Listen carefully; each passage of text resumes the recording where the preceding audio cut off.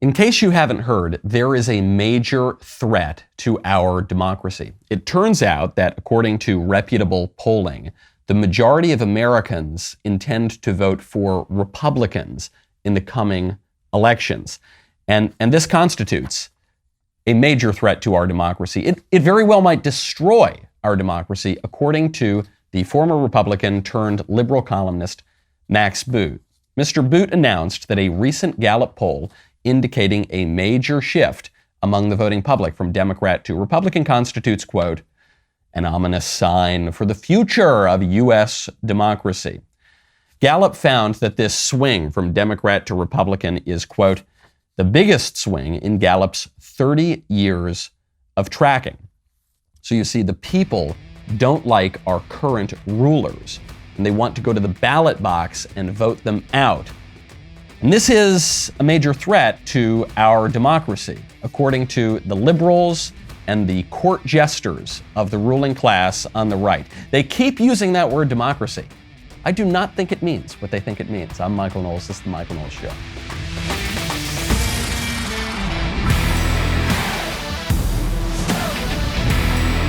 Welcome back to the show. My favorite comment yesterday is from OE Fonley X33, who says, so, what are you in for? I called a man when I was prepping him for his prostate exam. Dang, that's rough. What about you? I shot my boyfriend and stole his drugs. This is true. That is a real conversation, I imagine, that's going on in Canada jails. Might be happening in California jails pretty soon. That's unfortunate. That's a real downside for our culture.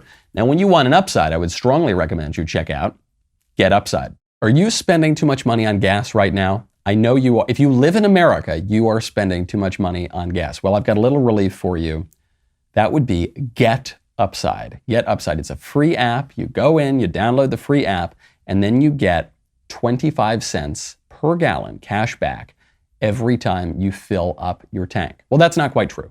The first time you fill up your tank, you will actually get 50 cents per gallon cash back if you use the code Knowles, Knowles. There's no catch.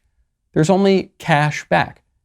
It goes right into your bank account. You don't need to worry about it. Or if you prefer, you can get the money via PayPal. You can get it through an e-gift card for Amazon and other companies, or you get it right into the bank account. Everyone could use a little relief at the pump these days. You can get it if you go to Get Upside. You download that app, you use code Knowles, you will get up to 50 cents per gallon cash back on your first fill up. That is code Knowles, Knowles. Just a little gift from me to you. Enjoy. Amid all the craziness in our society right now, a lovely little upside. Democracy is whenever we do the things the liberals want, and whenever the people don't want the things the liberals want. That is not democracy. That's a threat to our democracy. Adrian Vermeule, the Harvard law professor and conservative intellectual, he has pointed out that if you just replace the word democracy with liberalism, when the left says there's a threat to our democracy, we have a sacred temple of democracy, then their currently incoherent babblings start to make a little bit more sense. And that's what they're talking about. You see this in Poland, you see this in Hungary, you see this throughout the West. Whenever the people don't want liberalism, this is called a threat to our democracy. It's also a reminder that Never Trump was never just about Trump. Max Boot made a name for himself during the Never Trump movement. There were a handful of former Republicans who did the same. But it's not as though once Donald Trump went away, they all of a sudden started supporting Republicans again. They still support liberals. They still support Democrats. They want to vote the Republicans out of Congress. They want to vote Republicans out at the state level too. They want to discredit all Republicans. There was that great meme during the 2020 election, which Donald Trump actually posted. He tweeted it out, which was him sitting there and he said, they're not after me. They're after you, and I just happen to be in the way. According to the left, every American to the right of Hillary Clinton is a horrible, vicious, vile, racist, bigot, terrible person. Hakeem Jeffries, who's a Democrat congressman, just made this claim almost verbatim, speaking from the House of Representatives. What happened to the modern day Republican Party? Was it the election that took place in 2008? Did that disturb you? Did that throw you off? Were you confused by that? Still trying to figure out how it occurred? What happened to the modern day Republican Party that you've abandoned your own principles? Principles that Richard Nixon, Gerald Ford, Ronald Reagan, and George W. Bush espoused, and that 16 of you voted to authorize in 2006. What happened to the modern day Republican Party? It's a cult right now. Is it because the cult leader has told you to oppose voting rights? What happened, Republicans? Was it something that happened in 2008? You racists. Was it 2008 was so long ago? Do you realize how long ago that was? They're still on about this. 14 years ago, America elected a black guy president. The Republicans didn't like him. Not because he was black, because he was a terrible president. One of the worst presidents ever, although Joe Biden has given him a run for his money and I think probably superseded him. We couldn't oppose Barack Obama and certainly the modern Democrat Party because they are knocking down our statues, attacking our country, disrespecting our flag, indoctrinating our kids in radical leftism, in radical racial theories, in insane gender and sexual theories. It couldn't be that. It's because we don't like black people, right? Except the current Democrat president is white. There are plenty of prominent black Republicans, so they got to go back to 2008 and say, you don't like him because he's black. A reminder about this joker, Hakeem Jeffries. His uncle is a man named Leonard Jeffries. Leonard Jeffries made a name for himself because he was an infamous professor who had a theory that white people are the ice people. They're callous, they're cruel, they're oppressors, they're the ice people. And black people are the people of the sun. They're warm, they're nice, they're loving. And he taught this for years and years at CUNY. Finally, they ran him out of there, but apparently bile runs in the family. Hakeem Jeffries, I suspect, is simply upset that the Democrats are doing terribly in the polls and they don't look like they're going to do very well in the midterm elections. And so he's saying, what happened to the Republican Party? What he means is, why aren't you guys docile losers anymore? Why aren't you guys losers? Why aren't you guys just going along with whatever we want? We can't get anything passed here in Congress. We can't pass a federal election takeover. We can't pass a repeal of the filibuster in the Senate. We can't even pass a budget. Why won't you guys let us do that? You must be racists. Now, there has been polling on this. There's polling out of Pew Research, which showed that white people are the least racist racial group because they have the lowest racial consciousness. For every other racial group, the sense of racial consciousness, their race being somewhat or very important to their sense of identity, is higher than 50%. That's true of Asians, that's true of Hispanics, and it's especially true of blacks who have racial consciousness north of 70%. The number for white people is 15%. Not 50, 15. There's a very low racial consciousness. And the GOP, there are plenty of Hispanic Republicans. That's worrying the Democrats right now. And there are a number of black Republicans as well. And in terms of the party, elected officials and appointed officials, there are many black Republicans. The GOP may be the least racist party in the history of political parties. It was founded to abolish slavery. It was specifically founded for that goal. And the Democrats now claim that the parties switched. One day in the 1960s, the Democrats and the Republicans, they all sat down. They said, okay, from now on, you're going to be the Republicans and we're going to be the Democrats, okay? Why are we doing that? I have absolutely no idea, but that's what we're going to do. It's not plausible, but you look at the current Republican Party. Anytime there is a black Republican who's talented at politics, who has the right ideas, the GOP promotes that politician as best they can. In no small part to counter this preposterous narrative that you're hearing from schmucks like Hakeem Jeffries and the rest of the Democrats. You Republicans, it's because of your white supremacist privilege. Privilege, that's what we're always hearing about. In the Fairfax public schools right now, students are being taught lesson plans about privilege. I am very lucky that my wonderful little son is not in school yet. We've got to figure out, what are we going to do? I guess if we can find a semi-sane private school that's not too expensive, we're going to try to send him there. Maybe we'll homeschool. The one thing we can't do is send our kid to public schools if they are teaching this racial and sexual crap. A Fairfax County public school has a lesson right now about privilege. It's called Privilege Bingo, where students are given privilege points if they're white, male, employed, or involved in extracurricular activities, or feel represented in the media. One of the privilege points goes to military kids.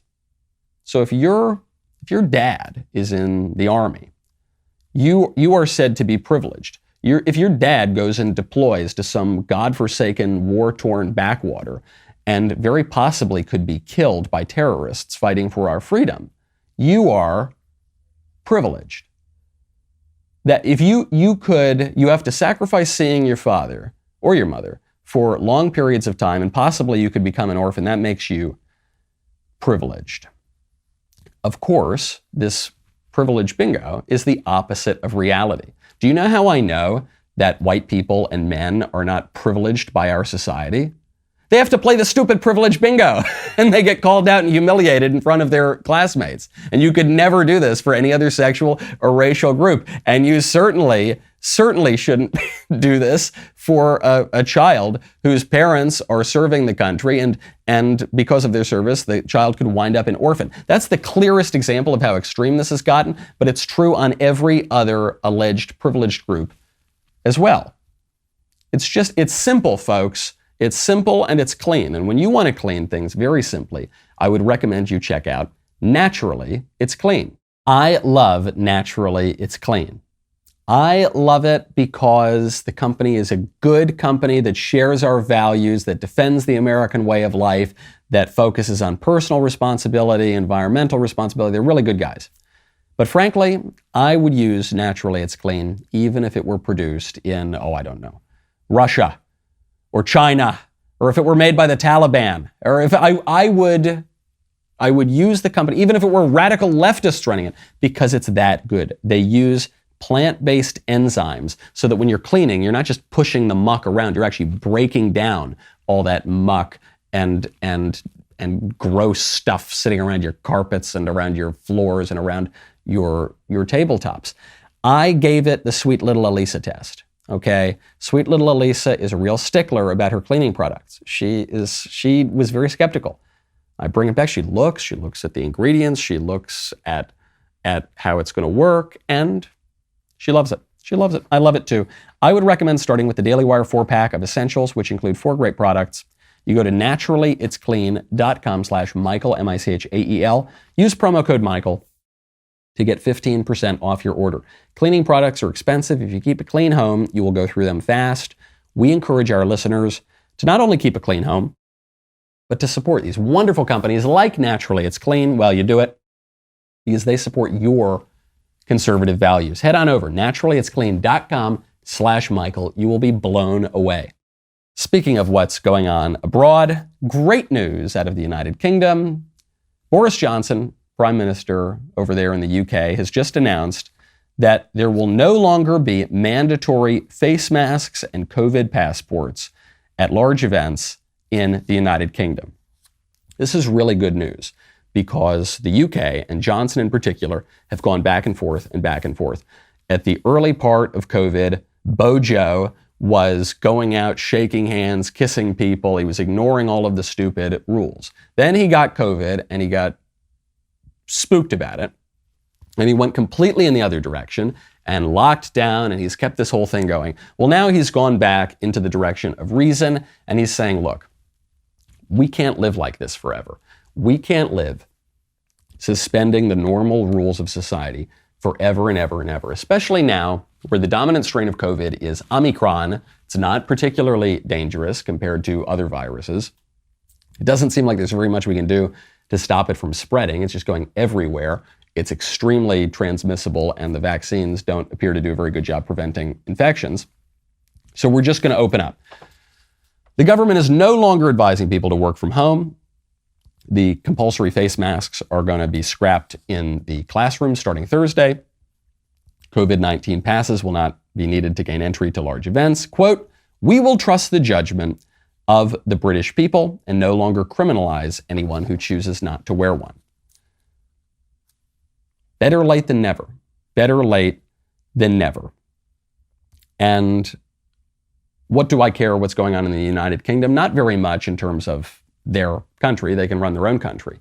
But I am glad that they're loosening up on this, because international pressure is going to help to change our domestic policies. Okay, if we're living in a world where every single country is locked down and no one can travel and everyone's wearing 10 masks, that's going to affect how we govern ourselves here in America as well. I very often talk on this show about how the libertarian idea that we're all just atomized individuals and what you do doesn't affect me is not true, because we all live in a society and politics is what we all do together. Well, that's certainly true at the domestic level. It's true at the international level too, especially as we are increasingly governed by international bodies like the World Health Organization, like the United Nations, and so on and so forth. So if Bojo is going to say, okay, the UK is done with this, that might help push us in the right direction, rather than if the world were just full of Australias, which are turning their countries into prison camps because of the cough.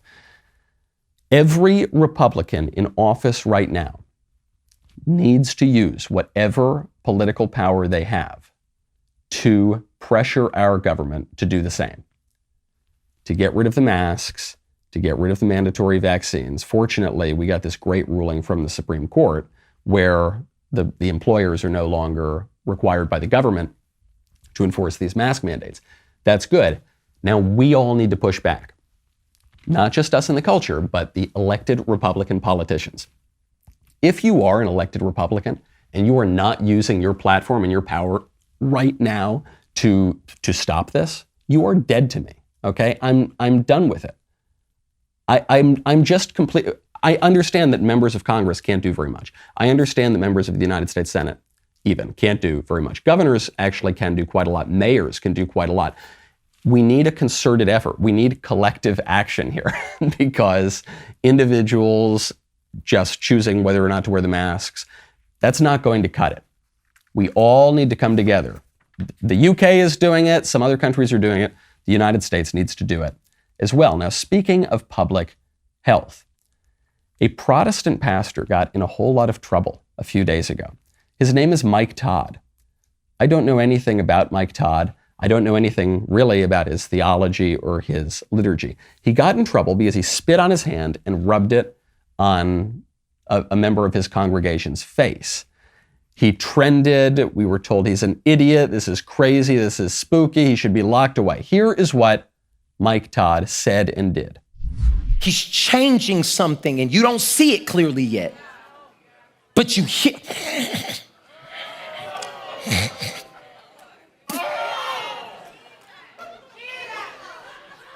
And this is where most people would not face Jesus anymore.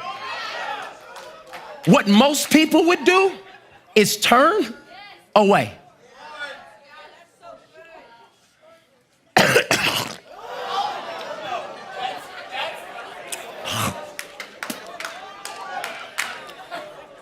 The vision I'm about to give you, it might get nasty.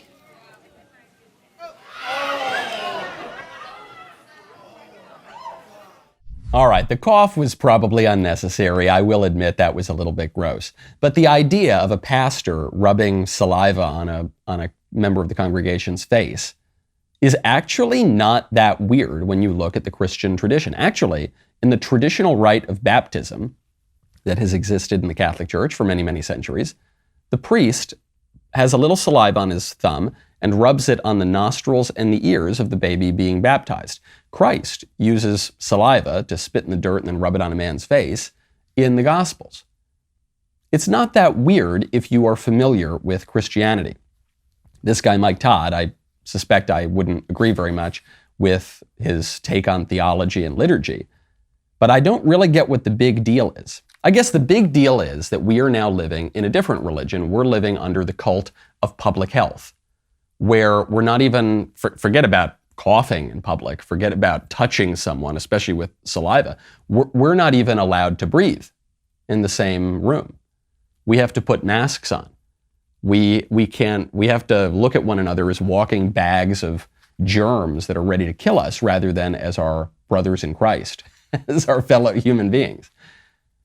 So I suspect the reason people reacted so strongly against this, obviously he was trying to provoke a reaction to begin with, but the reason people had such a reaction to this is because we're living under the sway of a different religion, which makes an idol out of your physical health, even to the point of not being allowed to get sick anymore. You remember when people used to just get sick sometimes and it was fine? Remember when people used to have a cold or the flu and it was just fine? Like it wasn't pleasant, but it was okay. Those days seem gone. My wife and I joke now whenever we're on an airplane or in a restaurant and I cough, just a little cough. I'm not saying it's a COVID cough, I just cough. She looks at me, she says, "You can't do that. You're going to get arrested." We're not allowed to do that. Anytime someone coughs or sneezes or has the sniffles now, we say, "No, you've got to go away. You've got to lock yourself in your room until you're 100% better." It's a cult. And the ruling class is enforcing the orthodoxies of this cult. Don Lemon on CNN is furious at the anti-vaxxers who won't go along with Dr. Fauci. He says they're stupid and they should not participate in society.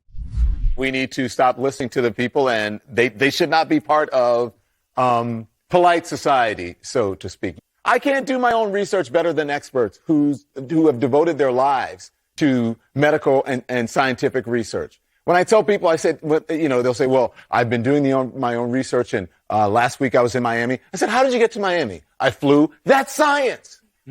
So if you don't believe in science, why didn't you walk? Right? Because I can't always follow the science. That's the reason that you're here. That's the reason that you don't have polio. That's the reason we don't see polio cases. That's the reason why we don't see smallpox cases, is because your parents had the wherewithal and the sense to get you vaccinated as a child. So I don't understand. Told that they had to. That you had to. Because what? We have to start doing things for the greater good of society, and not for idiots who think that they can do their own research or that they are above the law. Don Lemon is saying, "I don't know anything. I don't do my own research. I'm completely ignorant. I blindly follow the experts. And if you don't do that, you're stupid. If you do your own research and come to your own opinions, you're a dumb idiot. You dummy. You shouldn't be allowed to participate in polite society." If you had your way, we'd still have polio running rampant and smallpox and all other sorts of diseases. By the way, I think one of the major drivers for why those diseases no longer exist is just basic improvement to sanitation. I'm not saying the vaccines didn't play a role, but also the reason that public health has improved, actually until very recently, where you see certain public health measures have actually gone down considerably, including life expectancy. But before then, the reason that public health measures generally have improved has not just been because of vaccines, though sure that's played a role, but it's because people are less cramped now. They have more disinfectants. They have more sanitation. That's a big drive. They have better nutrition. All of these things play a role. But if you say that, if you have any kind of balanced view of what's going on in the public health, you're called an idiot. You're called an anti-vaxxer by the zealots of this religion.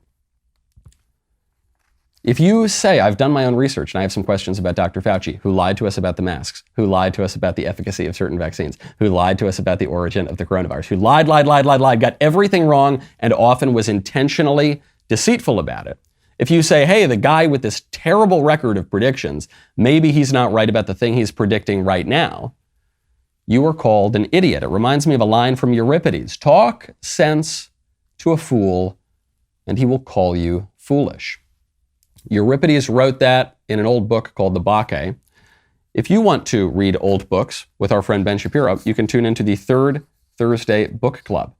That's right, I have a book club over at PragerU. This is a fun book club where I talk to other people. We all discuss it.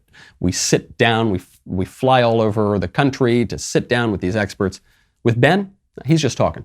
He's read a lot of books. He's going to give you his take. He's probably going to give it to you a mile a minute, and you can tune into that on the Third Thursday Book Club. Go to thirdthursdaybookclub.com on the third Thursday of each month. Ben will join Daily Wire All Access members for an in-depth lecture and discussion of each book. Right now, you get 25% off of all Daily Wire memberships with code 1984 over at dailywire.com/subscribe. Can you guess what the first book is going to be? Join Ben tonight, 8 p.m. Eastern, 7 p.m. Central at dailywire.com. We'll be right back with a lot more.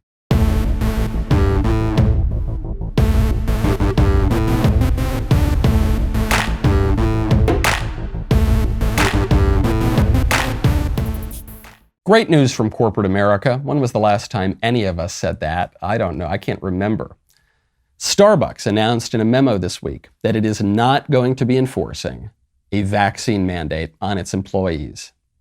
This after the Supreme Court ruled in favor of us and a lot of other American workers, but the Daily Wire brought the suit, saying that the OSHA mandate requiring employers with 100 or more employees to force you all to take the Fauci ouchie are just not acceptable, not legal, not constitutional. They're throwing them out.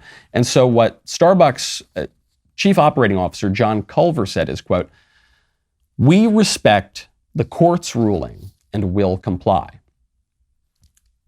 Very interesting take from Starbucks, because the court never said that you can't mandate the vaccine on your employees. The court never said that. That's not what the ruling meant. The court said that the mandate from the government is illegal, and what it actually said is it's going to remand the issue to the lower courts, but they're very likely to succeed on the merits because very likely the mandate is illegal and unconstitutional. But the court never said that if a business wants to institute this mandate, that it's not allowed to do that. Starbucks went further, much further than the court, and said, look, the court says that the mandate is not legal from the government, that we don't have to follow it, so we're not going to follow it. General Electric did the same thing. General Electric last week announced that it was also suspending the coronavirus vaccine requirement following the court's ruling.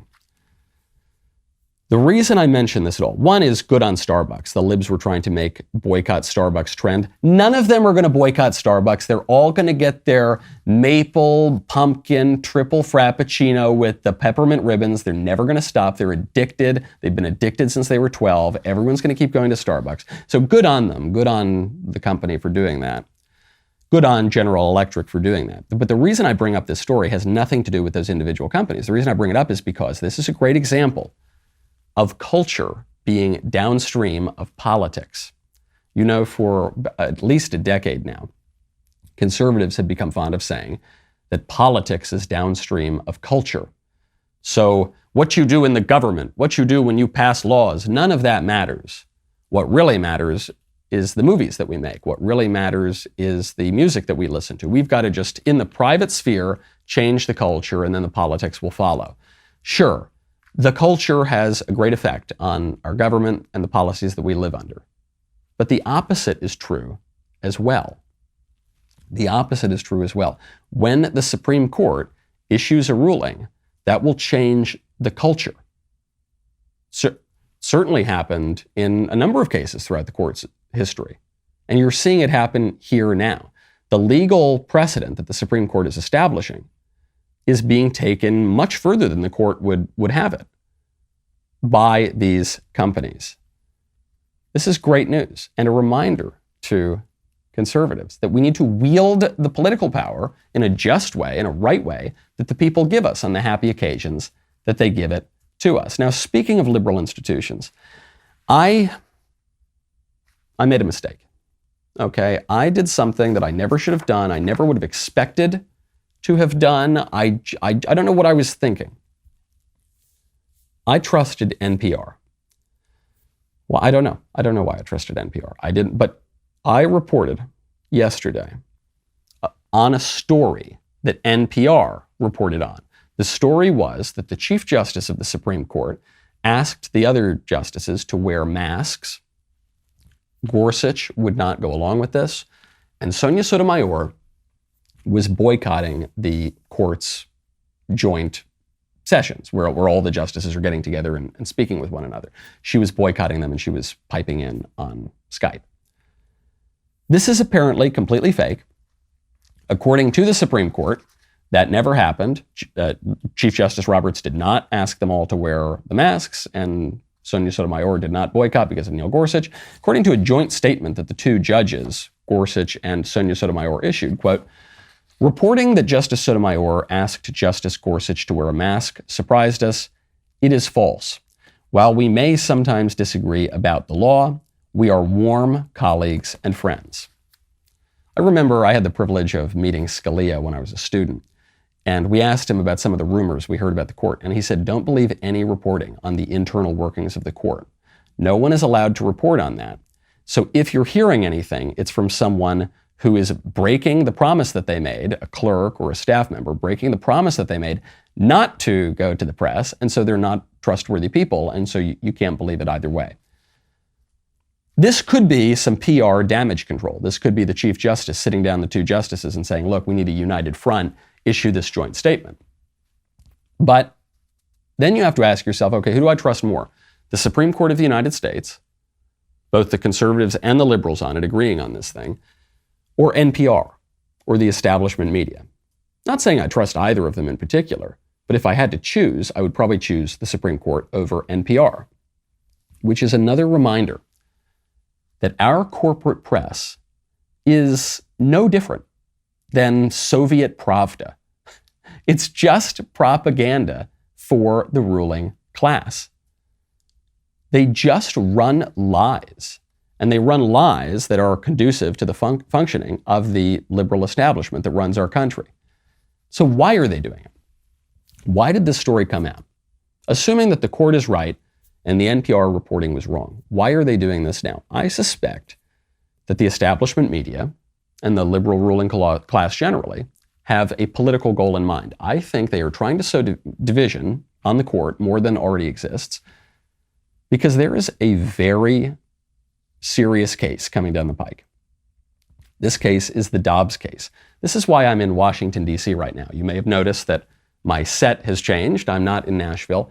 I'm here in D.C. for the March for Life, for the Pro-Life Summit, for all of this pro-life advocacy that has never been more important, because this year there is a case that is being heard, that has already been heard actually by the Supreme Court, and that they're going to decide on to determine whether or not to overturn Roe versus Wade.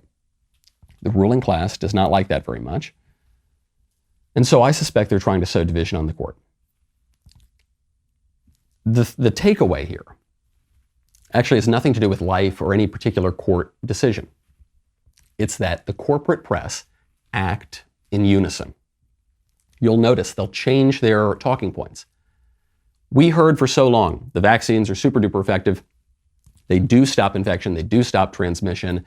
We've got to lock down. We've got to wear 10 masks. We can't go back to work. And then all of a sudden, about 2 weeks ago, it all shifted.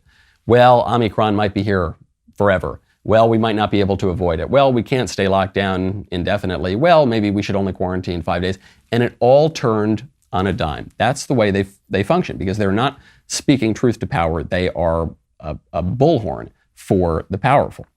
Speaking of this issue of life, terrible story coming out of California. A UCLA grad student was stabbed to death at a furniture store by a relatively young man, Sean Laval Smith. He stabbed Brianna Kupfer, who is only 24 years old, stabbed her to death last Thursday afternoon as she worked at the Croft House store on La Brea Avenue in Los Angeles. Very familiar with La Brea Avenue. It's a nice furniture store. She's a UCLA grad student in design. She's been identified as the victim of this career criminal with a rap sheet that includes charges of assault with a deadly weapon, carrying a concealed weapon, assault on a police officer, possession of a stolen vehicle, and other charges as well. This guy's got a rap sheet a mile long. If politicians had done their job and locked this criminal up, this young girl would be alive. But because they didn't do their job, because they won't lock criminals up, She is dead. Is this compassionate? We are told that letting criminals off the hook for their crimes and letting them out of prison when they do have to face consequences for their crimes is compassionate. We are told that America has an over-incarceration problem, specifically with regard to black men, and so we've got to let the criminals out of prison. Is that compassionate to this woman who's dead? Is that compassionate to her family? Is that compassionate to her coworkers? To any other ordinary American worker who now is worried, has to fear for their lives if they're in a major city with a big crime problem? Is that even compassionate to the guy? The guy just killed this woman. He, now I suspect, will finally go to prison.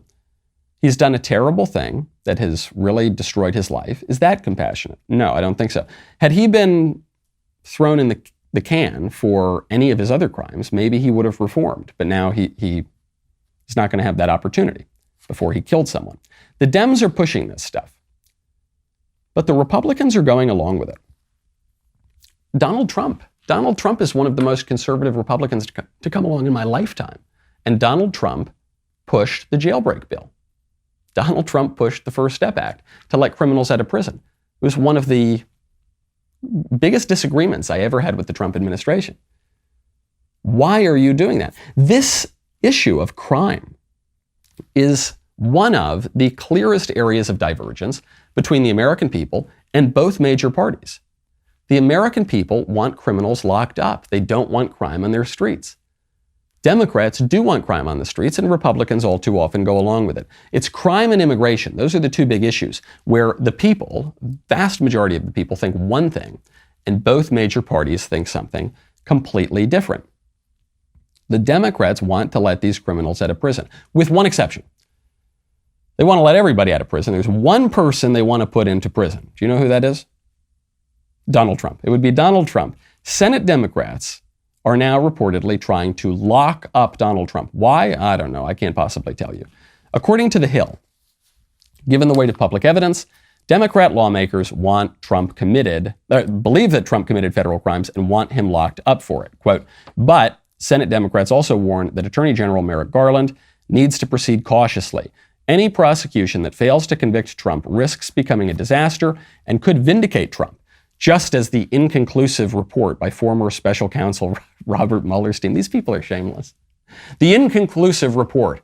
Mueller was this close to getting Trump for being a secret KGB spy. They were so close. They based the investigation on that completely discredited dossier that was funded by Hillary Clinton, and it turned out to be complete bunk. But they were close, and it was inconclusive. Anyway, moving on. Trump was exonerated. Trump was vindicated there. So if the Democrats don't proceed cautiously, then Donald Trump might claim to be exonerated even when he's not for his crimes. What crimes? The best crime that they can name is that Donald Trump led an insurrection, a threat to our democracy, which doesn't really mean democracy because even his election was considered a threat to democracy. Anytime a Republican wins an election, it's called a threat to democracy. And he encouraged the insurrection. Of course, he didn't. He said, be peaceful. Don't do anything bad. When people started to get a little rowdy at the Capitol, he said, go home, stop it, be peaceful. And the Democrats want to lock him up for it. I do not think this is a very good idea. Not only because I like Donald Trump and don't think he committed any crimes worthy of sending him to prison, but also because I don't think we should prosecute our former presidents, our politicians, our failed candidates in some cases. I know we all chanted lock her up and it was a lot of fun, and we all loved that moment in the debate where Hillary Clinton said, I don't want to live in Donald Trump's America. And Trump had that great zinger and he said, yeah, because you'd be in jail. And everyone just loved it. And it was so boss. And he was obviously a very funny showman. But I don't think a lot of people really want to live in a world where once you lose power in America, you just go to prison, where we have our former presidents wearing orange jumpsuits. I don't want to live in that culture. That is a symptom of a dying culture. That's a symptom of a political order, our democracy, that's not functioning as it should. And if the Democrats proceed on this, they should be very, very careful, because if they proceed on this, then we're going to throw their next guy in jail. It's going to be hard to throw Joe Biden in jail. seem to be a real abuse. We're going to throw Kamala Harris in jail. We're going to throw Pete Buttigieg. I think that's the next one they want. We're going to throw Pete Buttigieg in jail.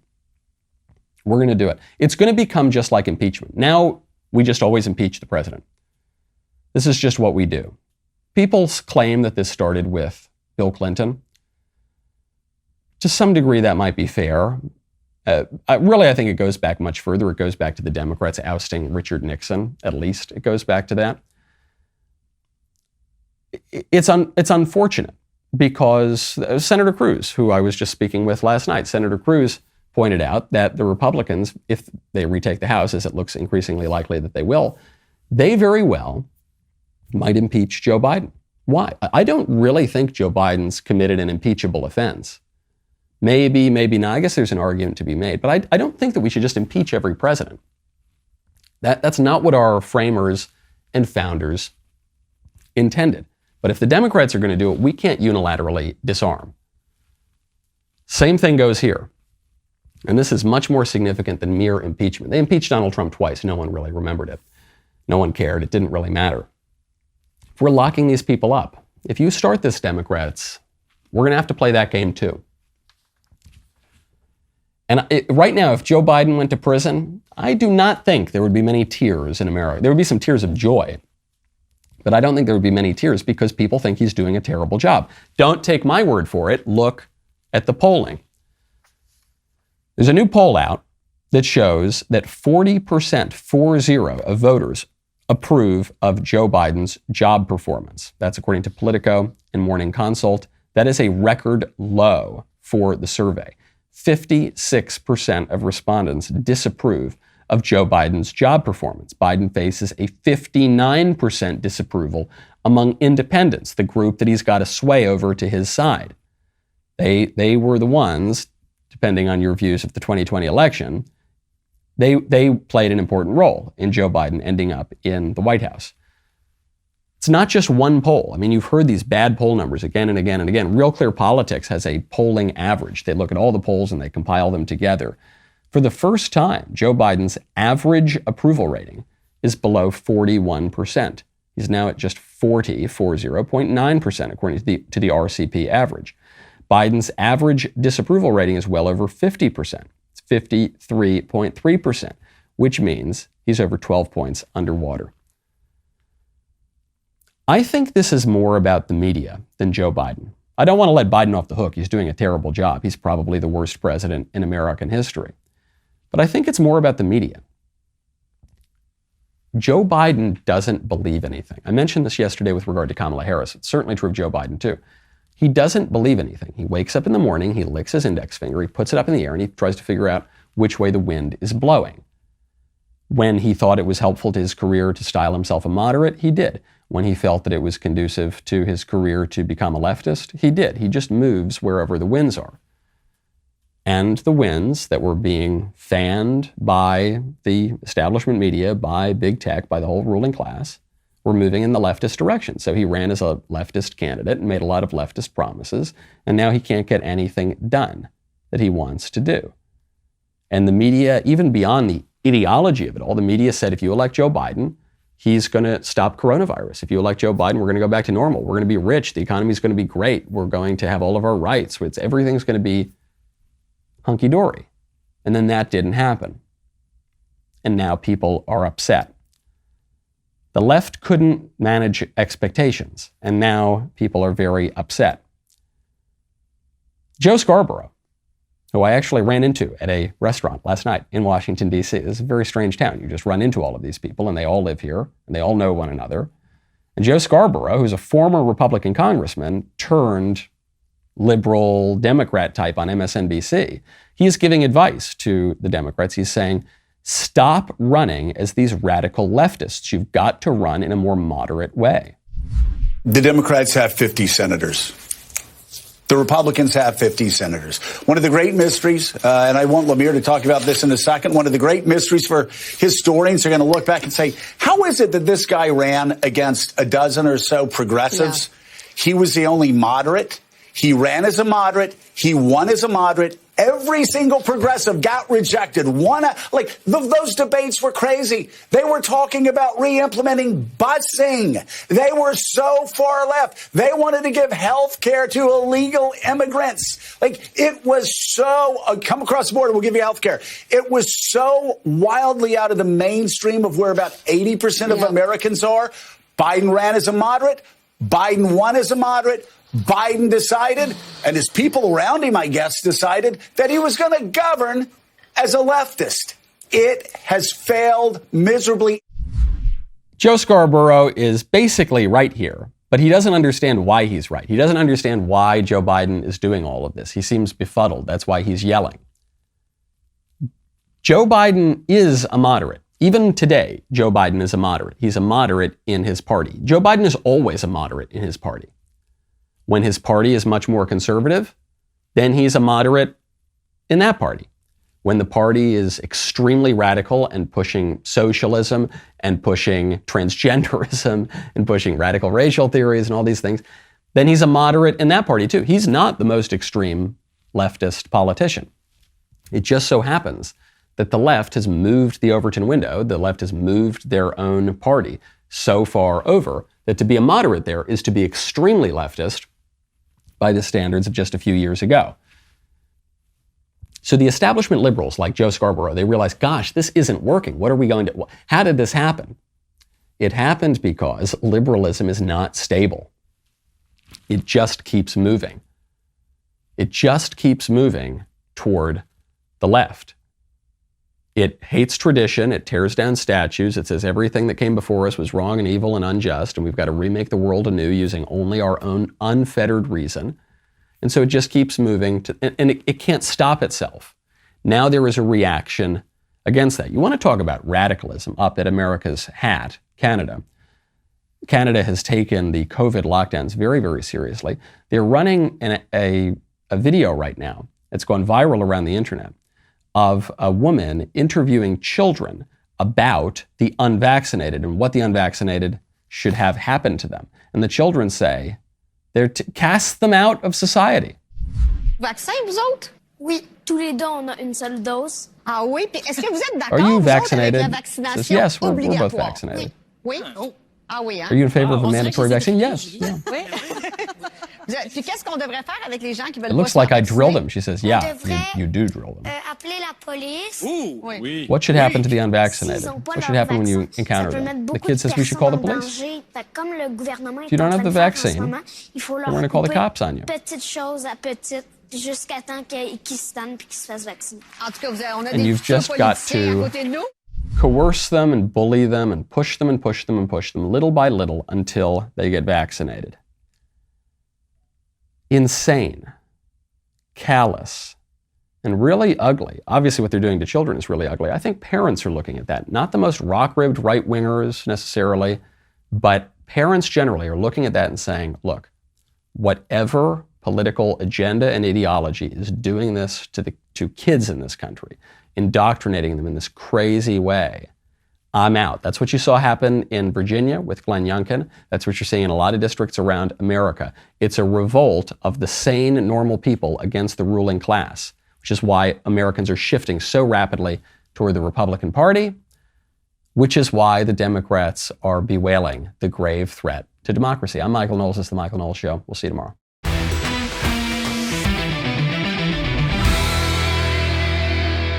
The Michael Knowles Show is produced by Ben Davies.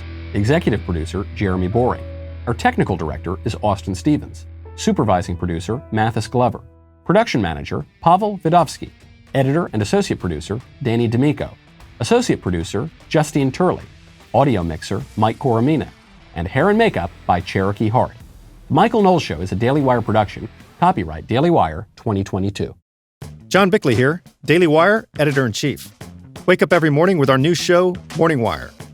On today's episode, a Morning Wire exclusive poll on Americans' views on Dr. Fauci, tensions ramp up between Russia and Ukraine, and the FDA says to consider race before administering COVID treatments. Join us and get the facts first on the news you need to know with our show, Morning Wire.